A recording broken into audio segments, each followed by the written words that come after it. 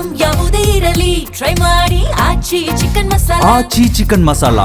ಮೈಸೂರು ನಗರಾಭಿವೃದ್ಧಿ ಪ್ರಾಧಿಕಾರ ಮುಡಾದಲ್ಲಿ ಬ್ರಹ್ಮಾಂಡ ಭ್ರಷ್ಟಾಚಾರ ಆಗ್ತಾ ಇದೆ ಅನ್ನೋ ಒಂದು ಆರೋಪದಲ್ಲಿ ಸರ್ಕಾರ ಅದನ್ನು ಮೈಸೂರು ಅಭಿವೃದ್ಧಿ ಪ್ರಾಧಿಕಾರ MDA ಆಗಿ ಪರಿವರ್ತಿಸಿತ್ತು. ಇದೀಗ MDAಯಲ್ಲೂ ಸಹ ಸಾಕಷ್ಟು ಅಕ್ರಮಗಳು ನಡೆದಿರುವಂತಹ ಆರೋಪ ಕೇಳಿಬಂದಿದೆ. ಬಿಜೆಪಿ ಶಾಸಕ ಶ್ರೀವತ್ಸ ಈ ಬಗ್ಗೆ ಗಂಭೀರ ಆರೋಪವನ್ನು ಮಾಡಿದ್ದಾರೆ. ಈ ಬಗ್ಗೆ ಮಾತಾಡಲಿಕ್ಕೆ ಶ್ರೀವತ್ಸ ನಮ್ಮ ಜೊತೆಗಿದ್ದಾರೆ. ಸರ್, ಪ್ರಮುಖವಾಗಿ ಮೈಸೂರು ನಗರಾಭಿವೃದ್ಧಿ ಪ್ರಾಧಿಕಾರ ಏನು ಮುಡಾ ಇದೆ, ಸಾಕಷ್ಟು ಅಕ್ರಮ ಆಗ್ತಾ ಇದೆ ಅಂತೇಳಿ MDA ಮಾಡಿದ್ರು, ಮೈಸೂರು ಅಭಿವೃದ್ಧಿ ಪ್ರಾಧಿಕಾರ. ಈಗ ಅಲ್ಲೂ ಸಹ ಭ್ರಷ್ಟಾಚಾರ ಆಗ್ತಾ ಇದೆ, ಅಕ್ರಮ ಆಗ್ತಾ ಇದೆ, ನಿಯಮ ಬಾಹಿರವಾಗಿ ಕೆಲಸ ಆಗ್ತಾ ಇದೆ ಅಂತಿದ್ರೆ ಏನಿದು ಸರ್?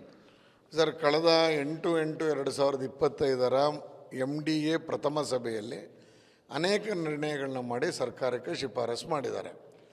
ಆ ನಿರ್ಣಯದಲ್ಲಿ ಏನು ಸ್ಪೆಷಲ್ ಅಗ್ರಿಕಲ್ಚರಲ್ ಝೋನ್, ವಿಶೇಷ ವ್ಯವಸಾಯ ವಲಯದಿಂದ ವಸತಿ ವಲಯಕ್ಕೆ ಮಾರ್ಪಾಡು ಮಾಡೋದಕ್ಕೆ ಅನುಮತಿಗಾಗಿ ರಾಜ್ಯ ಸರ್ಕಾರಕ್ಕೆ ಬರೆದಿದ್ದಾರೆ. ಇದನ್ನು ನಾವು MDA ನಮ್ಮದೇನು CDP ಪ್ಲ್ಯಾನ್ ಏನಿದೆ, ಮಾಸ್ಟರ್ ಪ್ಲ್ಯಾನ್ ಏನಿದೆ, 2016ರಲ್ಲಿ ಇದೇ ಮುಖ್ಯಮಂತ್ರಿಗಳು ಸಿದ್ದರಾಮಯ್ಯನವರು ಆಗಲೂ ಮುಖ್ಯಮಂತ್ರಿಗಳಾಗಿದ್ದರು, ಅವರ ನೇತೃತ್ವದಲ್ಲಿ ನಾವೇ ಮೈಸೂರಿಗೆ ಮಾಡಿಕೊಂಡಂಥ ಕಾನೂನದು. 2031ರಂಗೆ ಬದಲಾವಣೆ ಆಗಂಗಿಲ್ಲ. 2031 ತನಕ ಆ ಕಾನೂನಲ್ಲಿ ಸ್ಪೆಷಲ್ ಅಗ್ರಿಕಲ್ಚರಲ್ ಝೋನ್ ಅಂತ ಏನಿದೆ, ಆ ಜಾಗದಲ್ಲಿ ಏನೇನು ಆ್ಯಕ್ಟಿವಿಟಿ ಮಾಡಬೇಕು, ಯಾವುದು ಮಾಡಬಾರ್ದು ಅನ್ನುವಂಥದ್ದು ನಮ್ಮ ಹತ್ರ ಇಲ್ಲಿದೆ. ಇದರಲ್ಲಿ ಮನೆ ಕಟ್ಟಬಹುದು, ಒಂದು ಮನೆ, ಅಥವಾ ಅನಾಥಾಶ್ರಮ ಮಾಡ್ಬೋದು, ಎಜುಕೇಷನ್ ಇನ್ಸ್ಟಿಟ್ಯೂಷನ್ ಅಂತ ತೋರಿಸ್ತಾರೆ. ವಸತಿ ವಲಯಕ್ಕೆ ಮಾಡೋಕ್ಕೆ ಬರೋಲ್ಲ. ಈಗ ಇವರು ರೆಕಮೆಂಡ್ ಮಾಡಿರುವಂಥದ್ದು ಸುಮಾರು 47 ಎಕರೆ. 47 ಎಕರೆಗೆ ಚಾಮುಂಡಿ ಬೆಟ್ಟದ ಪಾದದಲ್ಲಿ ವಸತಿ ವಲಯಕ್ಕೆ ಕನ್ವರ್ಷನ್ ಆಗುತ್ತೆ ಅಂದರೆ ಹಸಿರು ವಲಯ, ಅದು ಕಟ್ಟಡ ವಲಯ ಆಗುತ್ತೆ, ಕಾಂಕ್ರೀಟ್ ವಲಯ ಆಗುತ್ತೆ. ಅದರ ವಿರುದ್ಧ ಇವತ್ತು ನಾನು ಧ್ವನಿ ಎತ್ತಿದ್ದೀನಿ. ಈ ಮೂಡಾದ ನಿರ್ಣಯದ ವಿರುದ್ಧ ಸರ್ಕಾರ ಕ್ರಮ ತಗೋಬೇಕು, ಇದನ್ನು ಮಾಡಿರೋರ ವಿರುದ್ಧ ಅನ್ನುವಂಥ ಒತ್ತಾಯವನ್ನು ಮಾಡ್ತಾಯಿದ್ದೀನಿ. ಯಾರಿದ್ದಾರೆ ಇದರಿಂದ, ಯಾರು ಮಾಡಿರುವಂಥದ್ದು ಮತ್ತು ಯಾರಿಗೆ ಕೊಟ್ಟಿರುವಂಥದ್ದು ಇದನ್ನ ಅಂತ ನೋಡಿ. ಇದರಲ್ಲೇ ಒಂದು ಪತ್ರಿಕಾ ಪ್ರಕಟಣೆಯನ್ನು ಹೊರಡಿಸಿದ್ದಾರೆ. ಏನು ಮಾಡ್ತಾರೆ, 14/7/2025 ಡೇಟು. ಇದು ಮಧು ಮಾದೇಗೌಡರ ಹೆಸರಿನಲ್ಲಿ ಹಾಲಿ MLC ಆಗಿರುವವರು ಮಧು ಬಿನ್ ಮಾದೇಗೌಡರು ಅವರ ಹೆಸರಿನಲ್ಲಿ 4 ಎಕರೆ 27 ಕುಂಟೆಯನ್ನು ಇದನ್ನು ವಿಶೇಷ ವ್ಯವಸಾಯ ವಲಯದಿಂದ ವಸತಿ ವಲಯಕ್ಕೆ ಕೇಳ್ತಾ ಇದ್ದಾರೆ. ವಿಶೇಷ ವ್ಯವಸಾಯ ವಲಯದಿಂದ ವಸತಿ ವಲಯಕ್ಕೆ ನೋಡಿ, ಹಾಸ್ಯಾಸ್ಪದವಾದಂಥದ್ದಿದೆ. ಬಡವರಿಗೆ, ಮಧ್ಯಮ ವರ್ಗದವರಿಗೆ ಸುಲಭದ ದರದಲ್ಲಿ ಕೊಡ್ತೀನಿ ಅಂತ. ಇದು ಚಾಮುಂಡಿ ಬೆಟ್ಟದ ಪಾದದಲ್ಲಿ ಇವತ್ತು 30-40 ಅಂತ ಆದರೆ ಸುಮಾರು 1.5-2 ಕೋಟಿ ರೂಪಾಯಿ ಬೆಲೆ ಬಾಳುವಂಥ ಜಾಗ. ಮಧ್ಯಮದವರು, ಬಡವರು ತಗೊಳ್ಳೋವಂಥ ಜಾಗನ ಇದು. ಫಸ್ಟ್ ಆಫ್ ಆಲ್ ನೀವು ಇದನ್ನು ಶಿಫಾರಸನ್ನು ಮಾಡೋಕ್ಕೆ ಆಗಲ್ಲ. ಹೇಗೆ ಶಿಫಾರಸು ಮಾಡಿದ್ರೆ, ಇದನ್ನು ಶಿಫಾರಸು ಮಾಡೋಕ್ಕೆ ಮೊದಲು ಇದರ ಆಯುಕ್ತರು ಇದ್ರ ಬಗ್ಗೆ ಒಂದು ಸ್ಪಷ್ಟೀಕರಣವನ್ನು ಮಾಡೋದಿಲ್ಲ ಅಂತ ಕೊಡಬೇಕಾಗಿತ್ತು. ಆಯುಕ್ತರು ಹೇಳ್ತಾರೆ, ಇದರಲ್ಲಿ ಅವರ ಅಭಿಪ್ರಾಯ ಅಂತ ಹೇಳ್ತಾರೆ. ವಸತಿ ವಲಯ, ಇದನ್ನು ವ್ಯವಸಾಯ ವಲಯದಿಂದ ವಸತಿ ವಲಯಕ್ಕೆ ಮಾಡಿ, ಯಾಕೆಂದರೆ ಅಲ್ಲಿ ವ್ಯವಸಾಯ ನಡೀತಿಲ್ಲ ಅಂತ. ಅದೆಲ್ಲ ಕಾರಣ, ನಾವೇ ರಚಿಸಿಕೊಂಡಿರುವಂಥ ಕಾನೂನಿನ ಸ್ಪಷ್ಟ ಉಲ್ಲಂಘನೆಯನ್ನು ಮಾಡಿದ್ದಾರೆ. ಹಾಗಾಗಿ ಇದನ್ನು ನಿರ್ಣಯವನ್ನು ಮಾಡಿರುವಂಥ MDA ಆ ಸಭೆಯಲ್ಲಿದ್ದಂಥ ಎಲ್ಲರ ಮೇಲೂ ಕ್ರಿಮಿನಲ್ ಕೇಸನ್ನು ದಾಖಲಿಸಬೇಕು. ಈಗ ಮಧು ಮಾದೇಗೌಡರಿಗೆ ಇದಾಗ್ತಾ ಇದೆ ಅಂತ ಹೇಳ್ತಾರೆ. ಯಾರು ಮಾಡಿಕೊಟ್ಟಿರುವಂಥದ್ದು, ಯಾವ ಕಾರಣಕ್ಕೆ ಮಾಡಿದ್ದಾರೆ ಅಂತ ನೋಡಿ. ನಮಗೆ ಎಲ್ರಿಗೂ ಗೊತ್ತಿರುವಂಥದ್ದು ಏನಂದರೆ, ಮಧು ಮಾದೇಗೌಡರ ರಕ್ತ ಸಂಬಂಧಿ ಈಗಿನ MDAನ ಪ್ರಭಾರ ಆಯುಕ್ತರು, ಇನ್ನೂ ಫುಲ್ ಟೈಮ್ ಆಯುಕ್ತರನ್ನು ನೇಮಕ ಮಾಡಿಲ್ಲ. LAO ಏನಿಲ್ಲ, ಸ್ಪೆಷಲ್ ಲ್ಯಾಂಡ್ ಅಕ್ವಿಸಿಷನ್ ಆಫೀಸರ್ ಇದ್ದಾರೆ, LAO ಏನಿದ್ದಾರೆ ಅವರನ್ನು ಈಗ ಇನ್ಚಾರ್ಜ್ ಅಂತ ಮಾಡಿರೋದು ರಕ್ಷಿತ್ ಅವರನ್ನು. ರಕ್ಷಿತ್ ಅವರ ರಕ್ತ ಸಂಬಂಧಿಯಾಗಿರುವಂಥ ಮಧು ಅವರಿಗೆ ಇದನ್ನು ಮಾಡಿಕೊಟ್ಟಿದ್ದಾರೆ. ಇದರ ಹಿಂದೆ ಸ್ವಜನ ಪಕ್ಷಪಾತ ಚೆನ್ನಾಗಿ ಕಾಣ್ತಾ ಇದೆ. ಇದರ ಜೊತೆಯಲ್ಲಿ ಮಾಡಿರುವಂಥ ಉಳಿದ 43 ಎಕರೆ ಯಾರ್ದು, ಅದೆಲ್ಲವೂ ಹೊರಗೆ ಬರಬೇಕು. ಬಂದ ನಂತರ ಇದಕ್ಕೆ ನಿರ್ಣಯ ಮಾಡಿದವ್ರ ವಿರುದ್ಧ ಕ್ರಮವನ್ನು ಕೈಗೊಳ್ಳಬೇಕು ಅನ್ನುವಂಥ ಒತ್ತಾಯವನ್ನು ಮಾಡ್ತಾ ಇದ್ದೀನಿ. ಪ್ರಮುಖವಾಗಿ ಈಗ MDA ಮಾಡಾದ್ಮೇಲೂ ಸಹ ಅಧ್ಯಕ್ಷರನ್ನು ನೇಮಕ ಮಾಡಿಲ್ಲ. ನೋಡಿ, ಅಧ್ಯಕ್ಷರು ಮಾಡಿಲ್ಲ, 4 ಜನ ಮೆಂಬರ್ ಮಾಡಬೇಕು, ವಿಧಾನಮಂಡಲದ ಸದಸ್ಯರನ್ನು ಮಾಡಬೇಕಾಗಿತ್ತು. ಇದಕ್ಕೆ 19 ಜನ ಇರಬೇಕಾದಂಥ ಸಮಿತಿ ಒಳಗೆ 9 ಜನ ಇದ್ದಾರೆ. ಆ 9ರಲ್ಲಿ ಅಧ್ಯಕ್ಷತೆಯನ್ನು ಜಿಲ್ಲಾಧಿಕಾರಿ ವಹಿಸಿದ್ದಾರೆ. ಮಿಕ್ಕ 8 ಜನ ಅವ್ರ ಕೈ ಕೆಳಗಿನ ಅಧಿಕಾರಿಗಳು. ಒಬ್ಬರು ಅಂದರೆ ಯಾರೋ ಕೃಷ್ಣಮೂರ್ತಿ ಅಂತ ಬೆಂಗಳೂರಿಂದ ಇದ್ದಾರೆ ಅಂತ ತೋರಿಸಿದ್ದಾರೆ. ಅವರು ಇಲ್ಲ, ಅವ್ರ ಮೇಲೆ ಯಾರು ಪ್ರಭಾವ ಬೀರಿರಬೇಕು.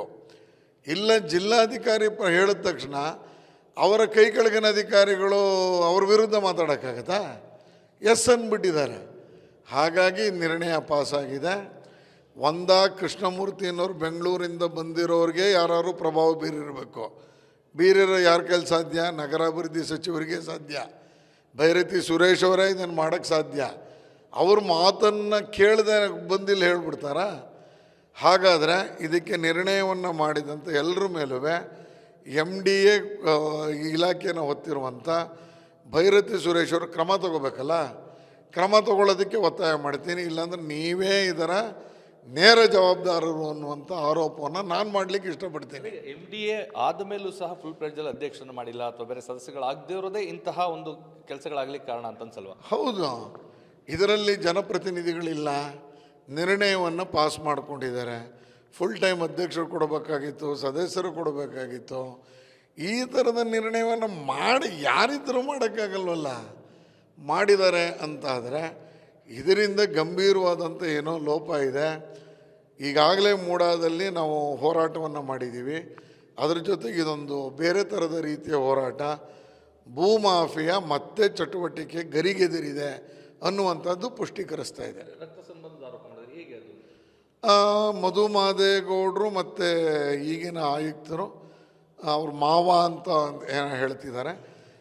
ಆ ರೀತಿಯ ಭಾಳ ಹತ್ತಿರದ ರಕ್ತ ಸಂಬಂಧಿ. ಹಾಗಾಗಿ ಈ ನಿರ್ಣಯ ಪಾಸಾಗಿದೆ ಅನ್ನುವಂಥದ್ದು ಸಾರ್ವಜನಿಕ ವಲಯದಲ್ಲಿ ಕೇಳಿಬರ್ತಾ ಇದೆ. ಒಂದು ಕಡೆ ಸರ್ಕಾರವನ್ನು ಒತ್ತಾಯ ಮಾಡ್ತಾ ಇರೋದು ಸರಿ, ಮತ್ತೊಂದು ಕಡೆ ಲೋಕಾಯುಕ್ತಗೆ ಈ ರೀತಿಯಾದ ಲ್ಯಾಂಡ್ ಸಮಸ್ಯೆ ಆದಂಥದ್ರಲ್ಲಿ ಲೋಕಾಯುಕ್ತರಿಗೆ ದೂರನ್ನು ಕೊಡ್ಬೋದು. ಖಂಡಿತ ಕೊಡ್ತೀನಿ. ಈಗ 15 ದಿವಸ ಆಗಿದೆ. ನಾನು ಮುಖ್ಯ ಕಾರ್ಯದರ್ಶಿಯವರಿಗೆ ಮತ್ತು ನಮ್ಮದು ನಗರಾಭಿವೃದ್ಧಿ ಇಲಾಖೆಯ ಕಾರ್ಯದರ್ಶಿಯವರಿಗೆ ಕೊಟ್ಟಿದ್ದೀನಿ. ಇನ್ನೂ ಏನು ಉತ್ತರ ಬಂದಿಲ್ಲ. ಇನ್ನೊಂದು 4-5 ದಿವಸದಲ್ಲಿ ಬೆಂಗಳೂರಿಗೆ ಹೋಗಿ ಉಪಲೋಕಾಯುಕ್ತರಿಗೆ ಕಂಪ್ಲೇಂಟನ್ನು ದಾಖಲಿಸ್ತೀನಿ. ಇದನ್ನು ಇಷ್ಟಕ್ಕೆ ಬಿಡಬಾರ್ದು ಸರ್. ಇದು ಯಾರೆಲ್ಲ ಭೂಗೆ ಅಂದರೆ ಯಾರು ಭೂ ತಾಯಿಗೆ ಮೋಸ ಮಾಡ್ತಿದ್ದಾರೆ, ಅದರ ಮುಖಾಂತರ ಯಾರು ಹಣ ಮಾಡಲಿಕ್ಕೆ ಹೊರಟಿದ್ದಾರೆ, ಅವರನ್ನು ಸುಲಭಕ್ಕೆ ಬಿಡಬಾರ್ದು. ಹೋರಾಟ ಮಾಡಲೇಬೇಕು. ನನಗಂತೂ ವಿಶ್ವಾಸ ಇದೆ, ಯಾವ ಕಾರಣಕ್ಕೂ ಇದು ಸರ್ಕಾರದ ಮಾಡೋಕ್ಕಾಗಲ್ಲ. ಮಾಡಿದ್ದೇ ಆದರೆ ಅವ್ರ ವಿರುದ್ಧನೂ ನಿಂತ್ಕೋಬೇಕು, ಯಾರ ವಿರುದ್ಧ ಬೇಕಾದ್ರೂ ನಿಂತ್ಕೋಬೇಕು. ಸದ್ಯಕ್ಕೆ ಲೋಕಾಯುಕ್ತ ಕಂಪ್ಲೇಂಟನ್ನು ದಾಖಲಿಸ್ತೀನಿ. ಅಂದರೆ ಹೆಸರು ಮಾತ್ರ ಬದಲಾವಣೆ ಆಗಿದೆ, ಕಾರ್ಯವೈಖರಿಯನ್ನು ಬದಲಾವಣೆ ಆಗಿಲ್ಲ ಅಂತ, ಅಥವಾ ಭ್ರಷ್ಟಾಚಾರ ಇವ್ಯಾವು ಸಹ ಹಾಗೆ ನಡೀತಾ ಇದೆ ಅಂತ? ಹೌದು, ಮೂಡ ಅನ್ನೋದು ಹೋಗಿದೆ, MDA ಹಂಗೆ ಉಳಿದಿದೆ, ದಂಧೆ ಹಂಗೆ ಇದೆ, ಭ್ರಷ್ಟಾಚಾರದ ವಾಸನೆ ಮತ್ತೆ ಕಾಣಿಸ್ತಾ ಇದೆ. ಇಷ್ಟಾದರೂ ಬುದ್ಧಿ ಬರಲಿಲ್ಲ ಅಂದ್ರೆ ಆಯುಕ್ತರು ಸೆಪ್ಟೆಂಬರ್ 16ರಿಂದ ಜೈಲೊಳಗಿದ್ದಾರೆ ಅನ್ನೋದು ಗೊತ್ತಿದ್ದುವೆ. 1055 ಸೈಟು ಮುಟ್ಗೋಲು ಹಾಕ್ಕೊಂಡಿದ್ರೂ ED ಅವರು 14 ಸೈಟು ಮುಖ್ಯಮಂತ್ರಿಗಳು ವಾಪಸ್ ಕೊಟ್ಟ ಮೇಲೂ ಈ ಥರದ್ದನ್ನು ಮಾಡುವಂಥ ಧೈರ್ಯ ಮಾಡ್ತಾ ಇದ್ದಾರಲ್ಲ, ಇದರ ವಿರುದ್ಧ ಹೋರಾಟವನ್ನು ಮುಂದುವರಿಸ್ತೀನಿ. ಅಂದರೆ ಹೊಸ ಬಾಟಲಲ್ಲಿ ಹಳೆ ವಿಚಾರವನ್ನು ಹಾಕೊಡ್ತಾ ಇದ್ದಾರೆ. ಖಂಡಿತ ಕಾರ್ಯವೈಖರಿ ಬದಲಾವಣೆ ಇಲ್ಲ, ಬರೀ MDA ಆಗಿದೆ. ಮಿಕ್ಕಿದ ಎಲ್ಲ ಚಟುವಟಿಕೆಗಳು ಹಿಂದಿನಂತಲೇ ಮುಂದುವರೆದಿದೆ.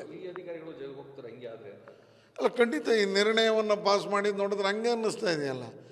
ಮಾಡೋಕ್ಕೆ ಅಲ್ಲ ಸರ್, ಕ್ರಿಮಿನಲ್ ಕೇಸನ್ನು ದಾಖಲಿಸಬೇಕು, ಸಸ್ಪೆನ್ಷನ್ ಆಗಬೇಕು, ಆಗ್ತಾರೆ ಅನ್ನುವಂಥ ವಿಶ್ವಾಸ ಇದೆ. ಇದು ಶಾಸಕ ಶ್ರೀವತ್ಸ ಅವರ ಗಂಭೀರ ಆರೋಪ. MDA ಹೆಸರಷ್ಟೇ ಬದಲಾಗಿದೆ, ಅಲ್ಲಿನ ಕಾರ್ಯವೈಖರಿ ಬದಲಾಗಿಲ್ಲ, ಭ್ರಷ್ಟಾಚಾರದ ವಾಸನೆ ಬರ್ತಾ ಇದೆ. ಈ ಹಿನ್ನೆಲೆಯಲ್ಲಿ ಒಂದು ತಾತ್ವಿಕ ಅಂತ್ಯಕ್ಕೆ ಇದನ್ನ ತೆಗೆದುಕೊಂಡು ಹೋಗ್ತೇನೆ, ಉಪಲೋಕಾಯುಕ್ತರಿಗೆ ಈ ಬಗ್ಗೆ ದೂರನ್ನು ನೀಡ್ತೇನೆ, ಸರ್ಕಾರ ಸಹ ಈ ಬಗ್ಗೆ ಕ್ರಮ ತೆಗೆದುಕೊಳ್ಳಿ ಅನ್ನೋ ಒಂದು ಒತ್ತಾಯವನ್ನು ಮಾಡಿದ್ದಾರೆ. ಕ್ಯಾಮ್ರಾ ಪರ್ಸನ್ ಪ್ರಮೋದ್ ಜೊತೆ ರಾಮ್, TV9 ಮೈಸೂರು.